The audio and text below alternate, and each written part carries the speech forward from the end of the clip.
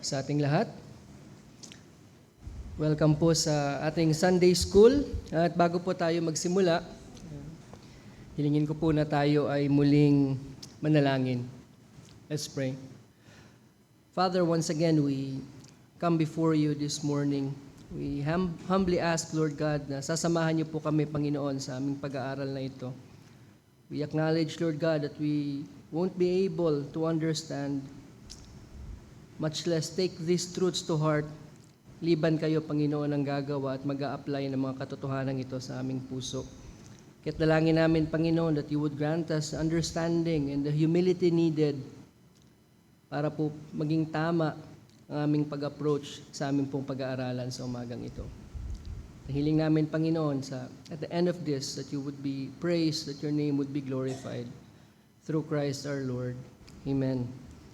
Now, last Sunday, kung inyo pong maalala yung ating lesson, kung kayo ay narito, we talked about God's joy or God's pleasure, God's joy as an affection of God.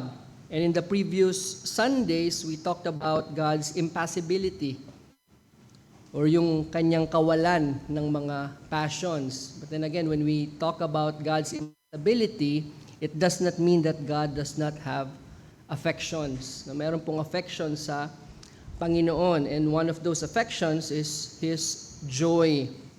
Of course, God's impassibility is a facet nung mas broader subject of God's immutability. So again, what is God's immutability? In simple terms, it means that God does not change. Hindi po nagbabago. God is not able or is not capable of change. Na kung atin pong pagsasamahin yung dalawang katotohanan na yon, God's joy and His immutability, then we can say that God's joy is an immutable joy. Hindi po nagbabago, hindi nababawasan, hindi nadadagdagan yung joy o yung kagalakan ng Panginoon. However, when we think of those things, or when we think of that truth, that God's joy is an immutable joy, two questions naturally arise. First, has to do with His pleasure over His creatures. Can God's joy still be immutable when Scripture tells us that He delights over His creatures? God delights over His creatures, especially sa mankind. Nung nakita po natin last week, God has pleasure in His works of creation. God expressed pleasure when He created the world. And the reason is, because they reflect something of His eternal glory. His creation reflects His glory. Kaya nga sabi ni Paul, walang excuse yung mga tao na tatanggi doon sa manifestation ng kapangyarihan ng Panginoon that is seen all over creation. Creation displays God's glory. And God takes delight or has pleasure in His creation. And not only that, nakita rin natin that God has pleasure sa kanyang mga tao na gumagawa ng kanyang kalooban. God has pleasure over His people who perform or do His will. Now, what do these things suggest? Kung ang Diyos ay may pleasure sa creation, ang Diyos ay may pleasure sa kanyang mga tao na gumagawa ng kanyang kalooban, does it suggest that God experienced new joys when He created? That otherwise, wala sa Kanya, yung joy niya na dagdagan nung siya ay lumikha kasi may pleasure siya dun sa sa creation. So does that pleasure mean it just came or nadagdag dun sa Kanyang existing pleasure or joy when He created? Or does this joy continually increase when His people continually perform or do His will? So that seems to be problematic kung iisipin natin. God's joy is immutable, but what about yung joy na in-express sa Scripture na meron ng Diyos sa Kanyang creation at sa Kanyang mga tao? Now, if it is not true that God has pleasure or that He rejoiced over His works of creation, then Scripture is not true. Kasi malinaw, sinasabi sa Scripture that God is delighted. God delighted in His creation, He said it was good. And after He created man, in the sixth day, He said it is very good. So how then can God's happiness be immutable? You see, God is a good God. He is our good creator. He delights in His creation, and He is our good Father, our heavenly Father who delights in His children. However, we must not think that creation or neither our obedience can add something to God, because it doesn't. Job 22:3. Now, ito pong nagsabi nito is Elihu, I think it's Eliphaz, which of course he was rebuked by God. Nevertheless, yung kanyang sinabi dito patungkol sa Diyos ay totoo, as attested by other scripture. Ano sabi niya? Is it any pleasure to the Almighty if you are in the right? Or is it gain to Him if you make your way blameless? So even if we can live our lives, let's say 90% righteously, of course that's impossible. But even if, what gain is it to God? Or even the most righteous being, of course, alam natin lahat tayo makasalanan, pero kung magsusukatan tayo, magbibigay tayo ng mga pangalan, sige sabihin natin, ilagay na natin si Pablo or si Pedro perhaps. I mean, what gain is it to God that they have obeyed or even they have given up their lives for the cause of the gospel? Or sabihin natin, kung even from at the point na sila ay naligtas or tayo ay naligtas, sinikap natin sa tulong ng Diyos at sa sukat ng ating makakaya na sundin yung kanyang kalooban, again, what does it add to God? But yet, sabi dito sa scripture na mga tinignan natin last week, God delights in the obedience of His people. Of course, Elihu, the better of the four friends ni Job, affirms this. Sabi niya sa Job 35:7, if you are righteous, what do you give to Him? Or what does He receive from your hand? What does God gain from your righteousness? Acts 17:25, sabi ni Pablo, nor is He served by human hands, as though He needed anything, since He Himself gives to all mankind life and breath and everything. So babalik tayo dun sa doktrina or dun sa katuruan ng God's aseity or God's self-sufficiency. God never receives any good from us. He doesn't need it. O ano man yung pwede nating ibalik sa Kanya, it's His. It is from Him. Again, what is aseity? It's God's self-existence. It teaches us that God exists in and of Himself. He is independent and thus is not in need of anything for His existence or for the continuation of His existence. God is not in need of anything. Hindi natin pwedeng ikabit yung salitang need sa Diyos, because need is a creature word. Need only applies to us creatures. God is not in need of anything. He is self-existent. He is self-sufficient. Hindi niya kailangan yung ating pagsunod, hindi niya kailangan yung ating obedience, hindi niya kailangan tayo, hindi niya kailangan yung sangnilikha para siya ay magkaroon ng kagalakan, nor to complete Him. He does not need anything for His existence or for His joy. So ano sasabihin natin ngayon? Is God's pleasure over His people, over creation, real or not? Scripture, of course, attests to it. Of course it is. But how can we describe that joy? If God's joy is immutable, God has joy over His creation, at yung creation hindi naman nakakapagdagdag talaga sa joy niya, what then is that joy? That joy, sabi ni Joel Beeke, ang ating source is Reformed Systematic Theology, which is quoted heavily in our lesson. So if you are wondering saan yung source natin, you can go to Reformed Systematic Theology by Joel Beeke. Of course, God's pleasure in His creatures, pag sinasabi sa Scripture that God has pleasure in His creatures, it is the joy of the giver of all good. And we'll unpack that. God's pleasure in His creatures is the joy of the giver of all good. Is God good? Is God eternally good? Is God a generous God? Yes, He is. He is a good and a generous God, and eternally. He's immutable. He is the ultimate giver. He is the ultimate good. And thus, for Him to express and extend that goodness sa kanyang creatures in His generosity is His joy. Now, God has an unlimited joy in Himself. And so yung expression ng kanyang goodness over His creatures is what?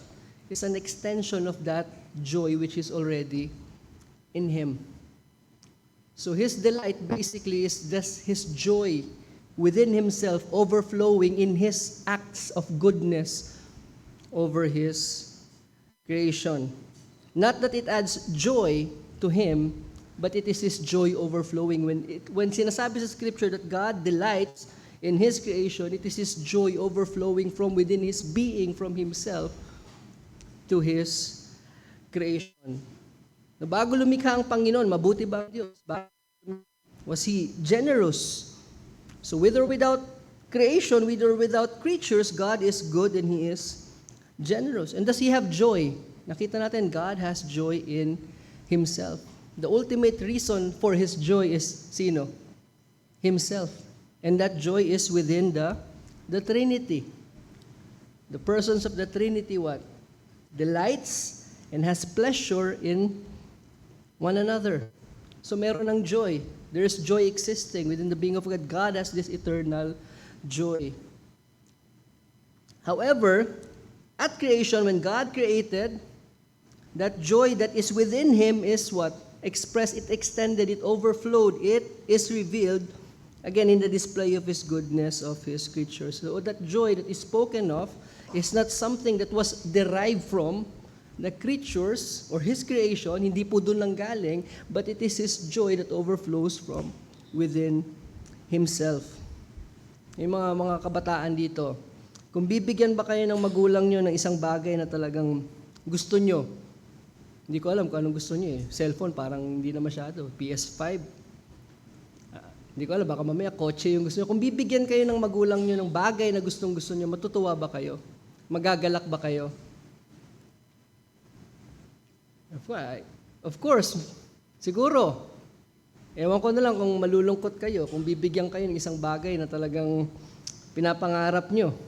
Ang tanong, yung magulang nyo ba masaya? Pag ibinigay nila sa'yo yun. Magiging masaya ba sila o masaya ba talaga sila? Of course, sasabihin ng magulang, kagalakan namin na ibigay yung mga bagay na kailangan nyo. At kung kaya naman namin, pati yung mga gusto nyo, kung kaya lang namin, kagalakan namin. Of course, sasabihin ng magulang yon. But of course, pag ibinigay ng magulang, masabihin natin yung latest iPhone, yung Pro Max, bibigay niya yon, pero dapat maganda grades mo. Dapat laging malinis yung kwarto mo, may mga kondisyon. Now seriously, of course, merong kagalakan sa magulang na magbigay sa mga anak. Maraming dent doon sa ating savings, lalo na kung medyo mahal. Di ba? Parang tama ba na ibinili ko yun? Makakabuti ba talaga sa kanya yun? So I mean, what I'm saying is, pwede pa nga natin isumbat eh. Di ba, pinilan nga kita ng di ba? Parang wala kang utang na loob, di ba? Kabibili ko lang sa'yo nun eh. Tapos ganyan yung isaganti mo. So, anyway, the point being is, yes, there's joy in giving sa atin bilang mga magulang. But then that joy will not be perfect. It will not be perfect. But God, being perfectly good, being perfectly generous, when He gives, when He extends that goodness, ano kayang joy meron yung Panginoon? And what joy is expressed? It's perfect joy that overflows from His being the good and generous God. It is the joy of what? Perfect, good God. And also, the fact that God gives does not diminish His happiness or His joy. Tayo sabihin ko nga, magbibigay tayo, malamang may kagalakan tayo, pero meron pa rin, there's something pa rin that it will not be perfect. Kahit sabihin natin na generous tayo by nature, talagang masayahin tayo pag nagbibigay tayo, pero pag napagbigyan natin na hindi nag-act the way we expect, may effect sa atin eh. Yung joy natin, biglang napapalit na ng inis eh. Ito talaga, tignan mo to. Binigyan ko ng pero tignan mo. But, there's none of that in God. In God, expressing His goodness, His generosity, His joy overflows. It is perfect, immutable joy that overflows. And para sa atin nga, sometimes giving, sometimes hurts kasi alam natin kailangan talaga eh. Galing ako doon sa denomination that we are encouraged to give sacrificially of our resources, of our money particularly.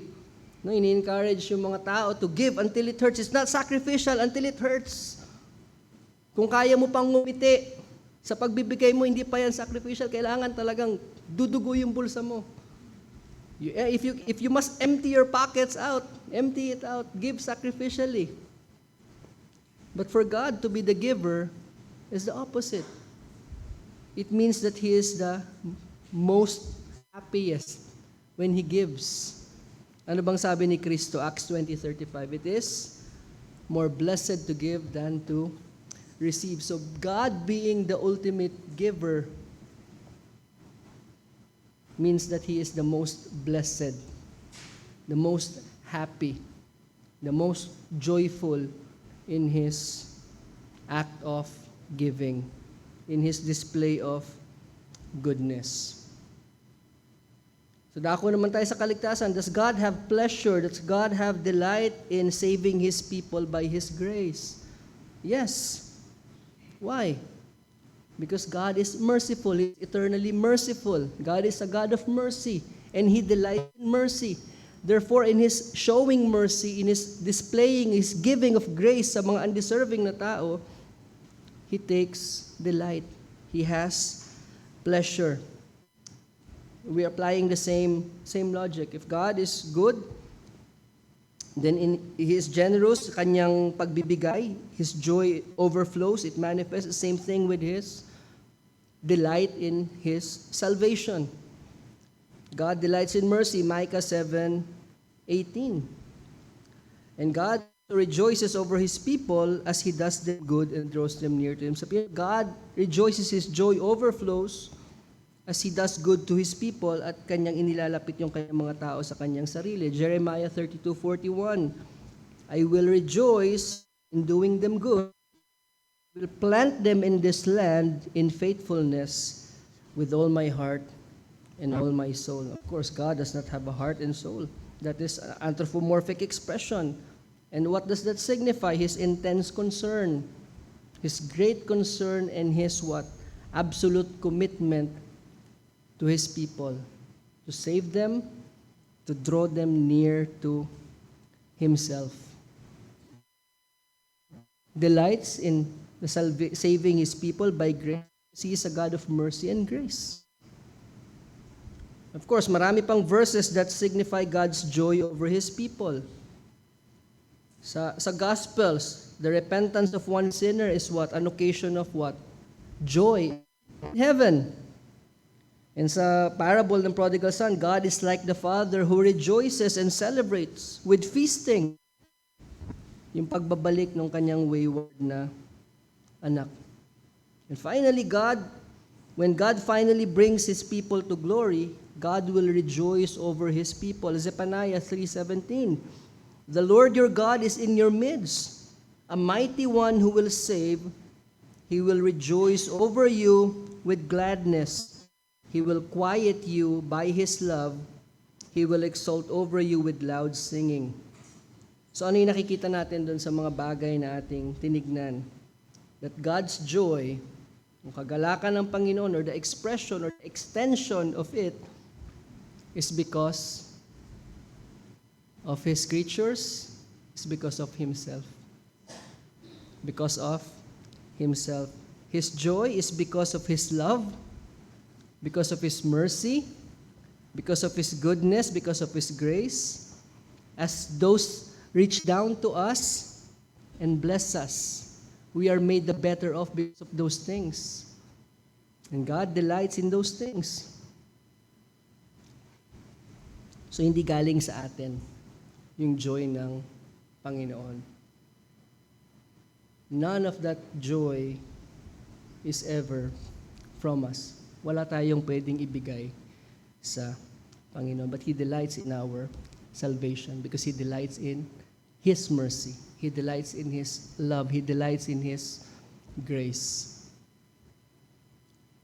God's pleasure in His creatures does not increase His joy. Hindi po nadadagdagan yung kagalakan ng Panginoon. Rather, it extends yung kanyang inherent, the joy that is already within Himself, that is in His being for all eternity, unchanging. It is extended to us by the manifestation habang inihahayag niya yung kanyang kaluwalhatian outside of Himself. So as He reveals His glory, as He extends His glory, His joy extends. It reaches out. Mas lalong nahahayag, mas lalong nakikita, umaapaw lang yung kagalakan na nasa Kanya. So hindi galing sa atin. Secondly, may mga verses sa Bible that talks about divine affection that refer to suffering. Sabi ng sa Bible, mababasa natin that God grieves, God is broken, and He is afflicted because of us, and He is afflicted with us. He suffers with us. Few verses, Genesis 6:6. And the Lord regretted that He had made man on the earth, and it grieved Him to His heart. Psalm 78:40. How often they rebelled against Him in the wilderness and grieved Him in the desert.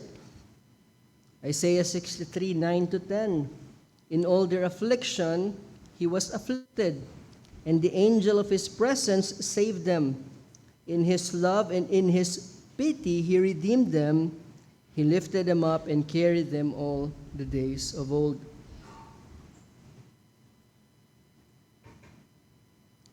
Now, kagaya nung na-discuss natin in the last lessons, there are theologians who interpret these scriptures, or marami pang iba, to mean that God does suffer.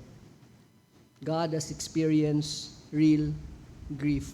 But then how can God's joy be immutable if He grieves and really experiences sorrow? Again, sabi nga sa definition ng impassibility, God is not capable of, God is unable to experience suffering. God is not able to experience suffering. But what if it is true that God truly grieves and experiences sorrow? Ano yung implication nun? That God was perfectly fine. He was totally happy before creation, wala pang kasalanan, up to the point na bago magkasala. But then, nung nagkasala, anong nadulot sa kanya nito? Grief and sorrow, because He grieves with His creatures as well as we suffer the consequences of sin. He grieves over sin and He grieves with His creatures because we suffer the consequences of sin. So again, that might seem na para bang yung joy ng Panginoon nagkaroon ng halt, nagkaroon ng dent because of sin. Then God's joy would not be immutable. Of course, hindi natin pwedeng i-deny that God has displeasure. If He has pleasure in such things na ating tinignan, God has displeasure over sin.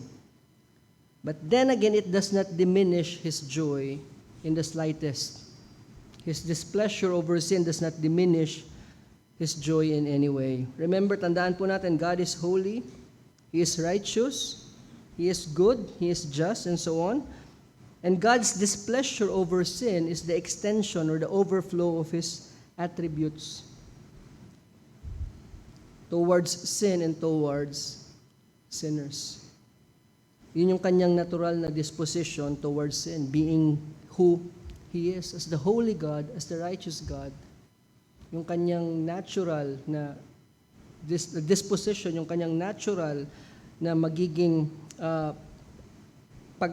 kanyang affection sa kasalanan is that of displeasure. It cannot be any other. Tayo, we can be apathetic. Pwede tayong walang kibo. We can turn a blind eye over sin, but God cannot. Tandaan natin, God hates sin and hates sinners. God hates both sin and sinners. Psalm chapter 5, 4-6. For you are not a God who delights in wickedness. Evil may not dwell with you. The boastful shall not stand before your eyes. You hate all evildoers. You destroy those who speak lies.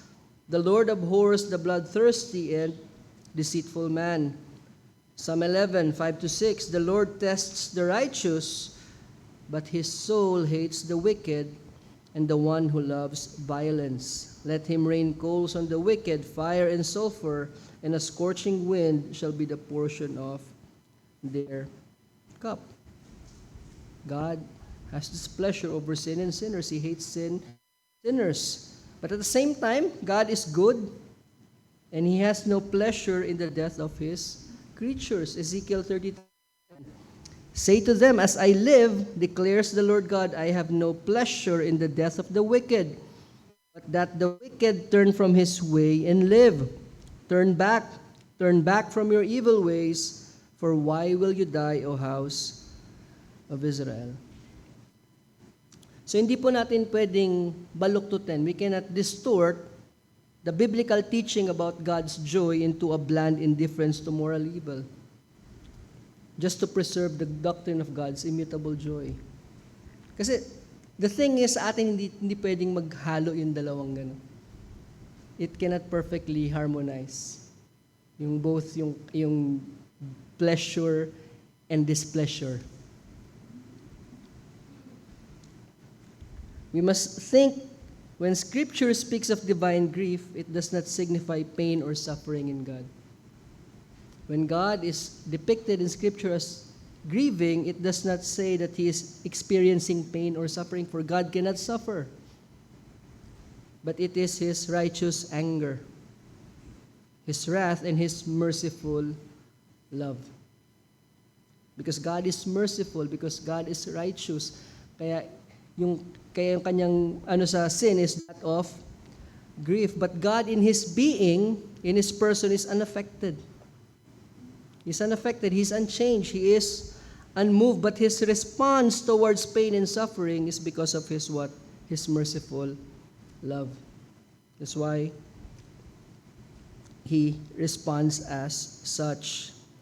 Na si John Howe, in-express niya yung balance na Reformed Orthodox approach when he said this. Sabi niya, we cannot think of heaven a place or state of sadness or lamentation. But when expressions that import anger or grief are used, even concerning God Himself, we must sever in our conception everything of imperfection and ascribe everything of real perfection. We are not to think such expressions signify nothing, nor are we again to think they signify the same thing with what we find in ourselves and are wont to express by those names. In the divine nature, there may be real and yet most serene complacency and displacency, or pleasure and displeasure.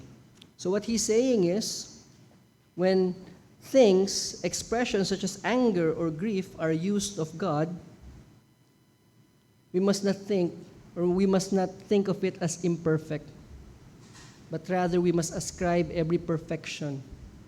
So it's a perfect grief, perfect sorrow that is being ascribed of God. Nor are we to think na yung grief na sinasabi na inascribe sa Diyos, or yung sorrow, yung pain na inascribe sa Diyos ay kagaya ng ating na-experience. Number one, we are not to think of it as imperfect, nor are we to think that it is the same as our experience, nor our expression of it.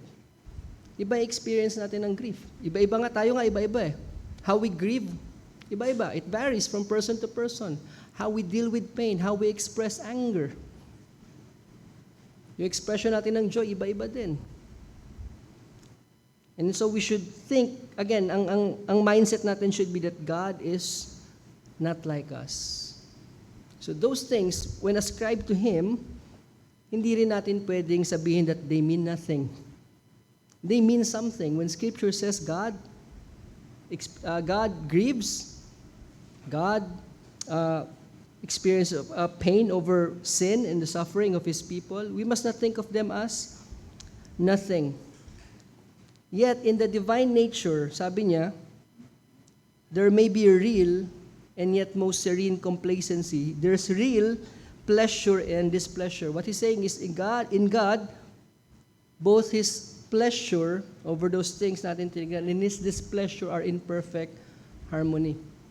His displeasure over sin, because again, they are the overflow of His attributes of who He is. God's pleasure and His displeasure are in perfect harmony. Sabi niya, and yet most serene complacency and displacency. Yung words na ginamit niya, this, again, it is speaking about pleasure and displeasure. Sa atin, hindi pwede yun. Hindi pwedeng maghalo, hindi pwedeng magsama yun in perfect harmony. Just imagine you are overflowing with joy, and at the same time, you are having this great displeasure. Schizophrenic yata yung pagka ganun, bipolar, hindi natin alam, biglang ano. But then in God, they both exist. Eternally fixed. Kanyang joy and yung kanyang displeasure.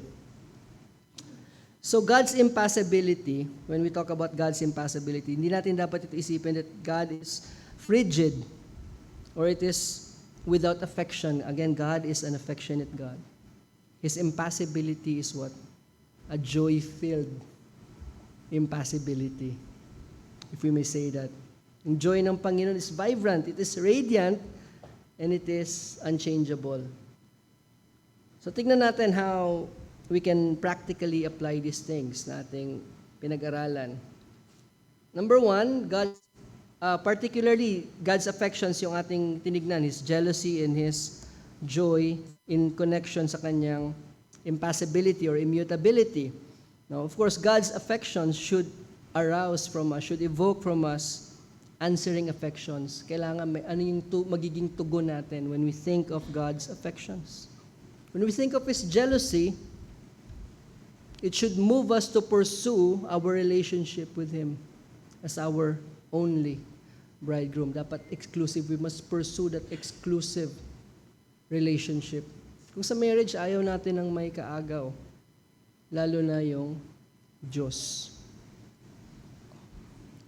So when we think of God's jealousy, when we think of our God as a jealous God, then by all means, we must strive to pursue that our hearts are truly wholly His and His alone, na hindi natin ibibigay sa iba yung ating pag-ibig, na walang aagaw, walang kukuha ng ating pag-ibig na dapat ay sa Kanya at sa Kanya lamang. 2 Corinthians 11:2, for I feel a divine jealousy for you, sabi ni Paul sa mga taga-Korinto, since I betrothed you to one husband to present you as a pure virgin to Christ. Secondly, when we think of God's jealousy, we must fear. Matakot tayo na gumawa ng spiritual adultery. Kanino? Sa sanlibutan. By giving our hearts over to the world. By letting the world steal our affections, steal our love, by letting the world be the source of our delight, of our pleasure. James 4:45. Ano tawag niya doon sa mga tao na nakikipagkaibigan sa sanlibutan? You adulterous people. You adulterers. Do you not know that friendship with the world is enmity with God? Therefore, whoever wishes to be a friend of the world makes himself an enemy of God. Or do you suppose it is to no purpose that the Scripture, He yearns jealousy over the Spirit that He has made to dwell in us? Thirdly, when we think about God's delight in His people, what? It should encourage us to please Him, to seek to please Him by doing His will. Dapat mas lalo tayong ma-encourage, mas lalo tayong mahimok na hanapin at gampanan yung Kanyang kalooban, so that we might be drawn nearer to Him. So that we might be drawn nearer to Him. John 14:21-23. And of course, God, number 4, God delights in His own perfections. God delights in Himself. And so, it must attract us, it must pull us to also rejoice and delight in Him all the more. We must rejoice in Him with joy unspeakable and full of glory. Kagaya ng sinabi ni Peter sa 1 Peter chapter 1 verse 8. God delights in Himself. God is the ultimate reason for God's joy.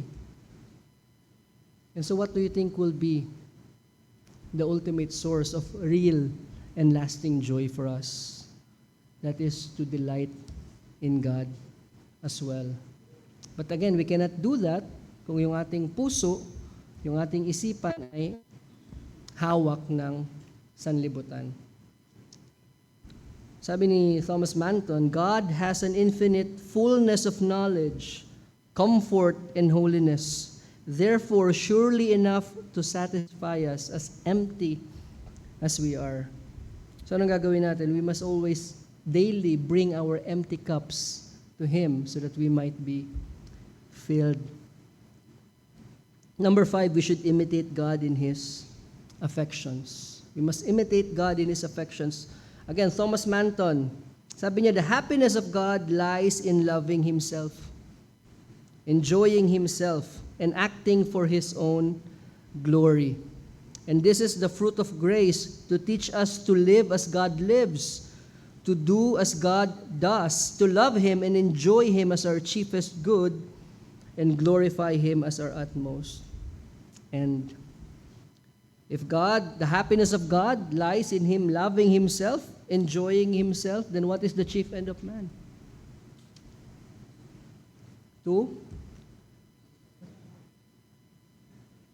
Class ni Jeremy. Ang class ni hindi ko Jeremy. Enjoy Him forever. To delight in Him.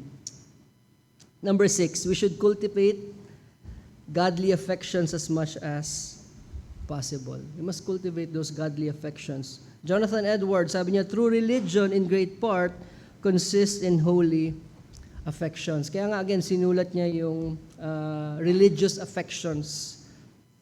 Again, kasama sa ating conversion are affections. But then again, there are affections, sabi niya, that are not sure signs. We may show some affections or emotions that are not sure signs, but there are true affections that are sure signs that we have been saved. Huwag tayong mag-rely lamang sa right theology, na sa utak lamang without what? Affectionate doxology. It should be flowing sa ulo natin, sa puso natin, lalabas sa ating mga kamay. It should be the head, the heart, and the hands. Hindi lang head and hands, kasama yung heart. It should affect also our affections. Pag puro ulo lang, may blockage dito, lalaki lang yung ulo.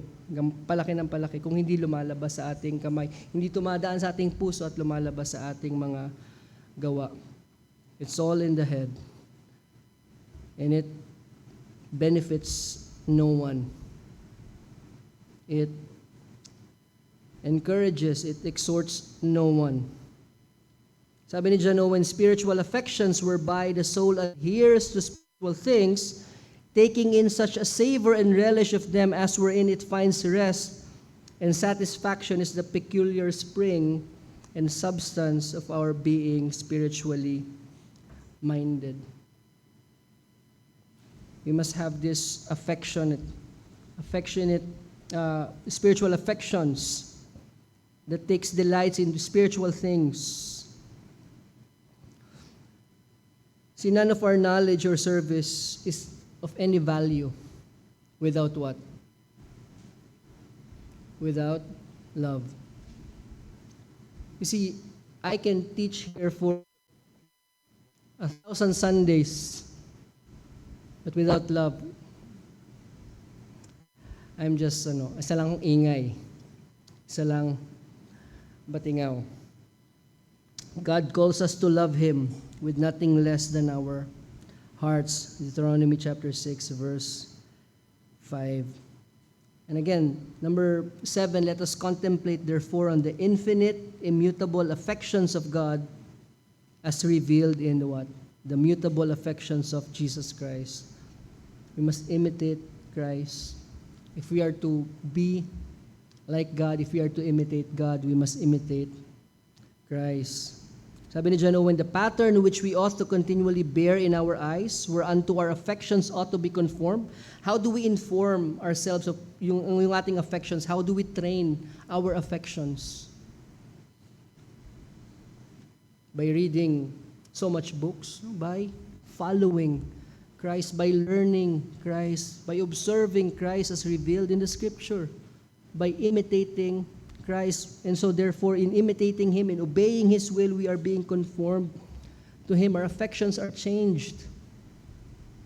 That's the way we ought to do it. Let us contemplate the immutable affections of God revealed in the human mutable affections of the Lord Jesus Christ. See, Jesus Christ is God in the flesh.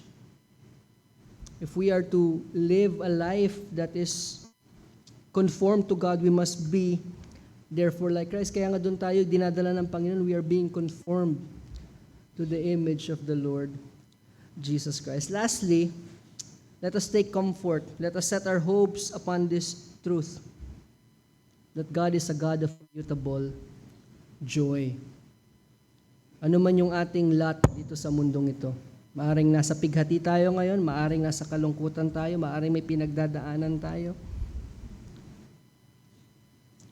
And as the day draws near, it's not gonna get better.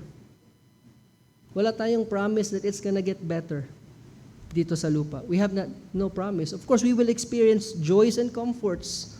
Merong comfort, merong peace na ibinibigay yung Panginoon sa atin. But there's no promise that it will be better dito sa lupang to. Not in this life. It may grow worse. But of course, nandoon yung biyaya ng Panginoon. Nandoon yung kanyang joy na meron tayo that the world cannot comprehend.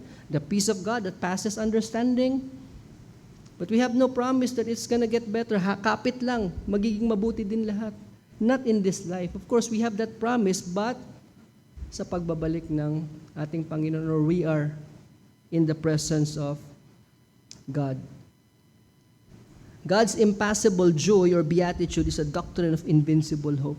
It is indestructible. When we think of God's joy as unchanging, it is indestructible. Why? Because God's future is secure. Sabi nga ni Thomas Watson, God's future is secure. None can hurt Him. No one can touch God's joy. Nothing. And kung tayo ay na kay Kristo, saan yung ating patutunguhan? To be eternally in the presence of the eternally happy God. And then we will share in that joy, we will share in that happiness in His presence forevermore. Matatapos, He will wipe every tear from our eyes. What awaits us is joy indestructible. Joy unshakable. But not in this life. But when we are before the presence of God, He will one day establish us in the joy of our inheritance, which is uncorruptible, undefiled, and that which fades not away. 1 Peter 1:4. Uupo tayo sa hapag ng Panginoon. In His banquet, we will feast with Him. In the table of His love, before His presence forevermore. And He will wipe all the tears from our eyes, from our faces. What I'm saying is, what awaits us is what? Joy before God's presence, before the presence of our God, whose joy is unchangeable, immutable. And when we are before there, rejoicing before the presence of God for 2 million years, we have just begun. Hindi natin kayang i-explain. Hindi natin kayang sukat, arukin ng ating mga isip, yung galak na nag-aantay sa atin. Kaya't wag natin ipagpalit ano man yung mga temporal joys na maaring makuha natin sa kasalanan dito sa mundo. Ano man yung mga temporal joys, mga fake joys na pwedeng, counterfeit joys na pwedeng ibigay ng sanlibutan, wag natin ipagpalit. Ituon natin yung ating isipan dun sa joy that awaits us. Let's have the mind of Christ, who for the joy that was set before Him endured the cross. Let's set our hearts upon this hope. And someday our souls will feast in the joy of God. Let's pray. Father, we thank you so much for these wonderful truths. Alam po namin, Panginoon, that it is hard for us to truly comprehend the greatness of your joy and the joy that awaits us. Father, we thank you pagkat even in this life, you have given us glimpse. You have given us a taste. Pinahinayaan nyo kami, Panginoon, to experience this thing. So, Father, help us. May you fill our hearts with true anticipation, with real excitement, knowing that we will one day be before you, experiencing your joy for all eternity. Father, may you bless your word this morning in Christ's name. Amen.